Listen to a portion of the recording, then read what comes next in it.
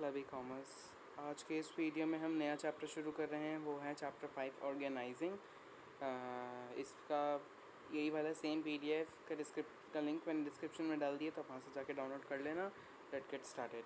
Hello, welcome to club e commerce. Subscribe our channel and turn on the bell icon to get the latest updates. तो चलिए हम शुरू करते हैं। सबसे पहले कि हम ऑर्गेनाइजिंग होता क्या है, ऑर्गेनाइजिंग की सबसे पहले डेफिनेशन पढ़ लेते हैं।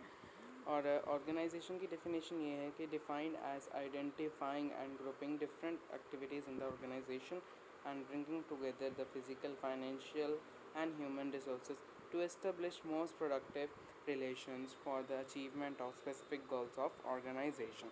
अगर आपको डेफिनेशन से पूरा क्लियर हो ही गया होगा कि मैंने पहले आपको चैप्टर 1 में फंक्शन में भी समझाया था कि ऑर्गेनाइजेशन का मतलब क्या है। कि अगर जब हमने प्लानिंग कर ली, प्लानिंग करने के बाद हमें रिसोर्सेज असेंबल करने का, उसको बनाने का, हर टाइप का अलग अलग डिपार्टमेंट होता है। उन सबको डिफरेंट डिफरेंट एक्टिविटीज़ में आइडेंटिफाई करना, फिर उनको ग्रुप में डालना, फिर उनका काम स्टार्ट करना, ये सारा किस प्रोसेस में आता है? ऑर्गेनाइजिंग में आता है। हमारा सबसे प्रोसेस यही है। तो यही है, तो आप इसकी डेफिनेशन पढ़ लेना। उसके बाद आते हैं हम सबसे अपने नेक्स्ट पे, वो है प्रोसेस।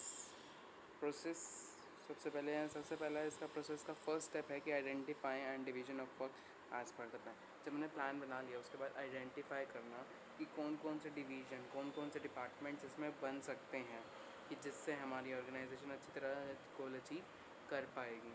तो सबसे पहले तो होगी, उसके बाद है ग्रुपिंग एंड क्रिएटिंग डिपार्टमेंट्स। यहाँ पे हमारे दो टाइप के डिपार्टमेंट्स होते हैं। सबसे एक पहला होता है फंक्शनल, एक दूसरा होता है डिविजनल। फंक्शनल में क्या होता है? Common functions are grouped under one department. कि जितने भी फंक्शंस हैं जो कॉमन है, वो जैसे अगर प्लानिंग वाले हैं तो प्लानिंग के जितने भी फंक्शंस हैं जो प्लान करेगा वो एक डिपार्टमेंट में आएगा। ऑर्गेनाइजिंग वाला ऑर्गेनाइजिंग में। तो different functions, common functions one department में आता है। लेकिन डिविजनल में क्या होता है? when an organization producing more than one type of product then they prefer this। कि जब वो, अब जैसे फॉर एग्ज़ाम्पल मैं सॉफ्ट ड्रिंक्स की, अगर एक सॉफ्ट ड्रिंक नाम की एक कंपनी है, उस कंपनी को कितनी सारी टाइप्स की बनानी है। एक टाइप का प्रोडक्ट तो नहीं बनाना ना। फ्रूटी बनानी है, पेप्सी बनानी है, कोका कोला है, मिरिंडा, ड्यू, लिम्का, ये सारी चीज़ें उसको बनानी है, रेड बुल होगी, ये सारी चीज़ें अगर उसको बनानी है, तो अगर हम सॉफ्ट ड्रिंक्स की जगह सिर्फ ड्रिंक्स रखते हैं नाम, तो उसको ये सारी मतलब बनानी पड़ेंगी। तो इसलिए वो डिविजनल डिपार्टमेंट यूज़ करते हैं। उसके बाद आता है असाइनिंग ड्यूटीज़। उसके बाद क्या होती है? ड्यूटीज़ असाइन होती हैं लोगों को। उसके बाद फोर्थ आता है हमारा giving and assigning responsibility and authority. जब ड्यूटी असाइन कर दी, उसके बाद ड्यूटीज़ असाइन करने के बाद हर फंक्शन में उनको एक मतलब क्या कहते हैं, एक हेड बनाना पड़ता है कि जिससे वो ही सारी रिस्पॉन्सिबिलिटी और अथॉरिटी लेगा और वही आगे जो ऑर्गेनाइजेशन प्लान उसको बताएगी, वही आगे वो फर्दर डिवाइड करेगा एम्प्लॉयज़ में। उसके बाद आता है हमारा fifth, creating framework within which operational and managerial activities are perform. उसके बाद वो फ्रेम वर्क बना देता है जिसमें ऑपरेशनल मैनेजरियल परफॉर्म की, इसमें जो ये वाली टाइप की एक्टिविटीज़ फ्रेम होती हैं। सिक्स्थ आता है हमारा creating relationship between manager and employees. जब मैनेजर्स और एम्प्लॉयज़ के बीच में क्या करना पड़ेगा? उसको रिलेशनशिप बनाना पड़ेगा, जो मोस्ट कॉमन बात है ना? यस। उसके बाद आता है हमारे पास seventh point, creating managerial hierarchy. उसके बाद वो मैनेजेरियल हायरार्की बनाती है। जब रिलेशनशिप बन गया मैनेजर और एम्प्लॉयज़ के बीच में, तो उसके बाद उसको कुछ ना कुछ तो काम करना पड़ेगा ना। कि जब क्या कहते हैं रिलेशनशिप, मतलब कि उसको मतलब स्पीकली, मतलब फेथफुली, हार्म नहीं करना, पीसफुली उसको अपना रिलेशनशिप बनाना है एम्प्लॉयज़ की, ताकि वो अच्छी तरह काम करे। और उसके बाद एट आता है determining style of working of an organisation. Style करना कि लेबर इंटेंसिव मेथड है या कैपिटल इंटेंसिव मेथड है, उन दोनों को देखना। लेबर इंटेंसिव आपको मतलब नाम से क्लियर हो रहा है, लेबर इंटेंसिव मतलब लेबर्स से जो होती हैं, और कैपिटल इंटेंसिव मतलब मशीन्स वगैरह हो गई। सर आता है हमारे पास creating relationship between authority and responsibility. Authority means power to take decision, and responsibility मतलब रिस्पॉन्सिबिलिटी ऑब्लिगेशंस होती हैं, जो मतलब जो रिस्पॉन्सिबिलिटी जो चीज़ जो भी मतलब ड्यूटीज़ परफॉर्म करने के लिए बोले उसको अच्छी तरह टाइम पे करना। एक किस्म से मैनेजर और एम्प्लॉयज़ का ही काम करती हैं। रिस्पॉन्सिबिलिटी कौन लेता है? Employees. Authority power to take decision किसके पास होता है? मैनेजर के पास। तो आप देखो तो इसमें 6th point and last point are the some but same, but आपको अलग अलग रखना है।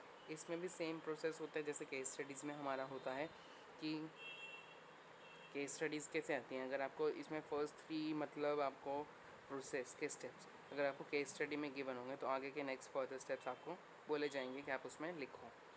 तो नेक्स्ट आती है हमारे पास इम्पॉर्टेंस।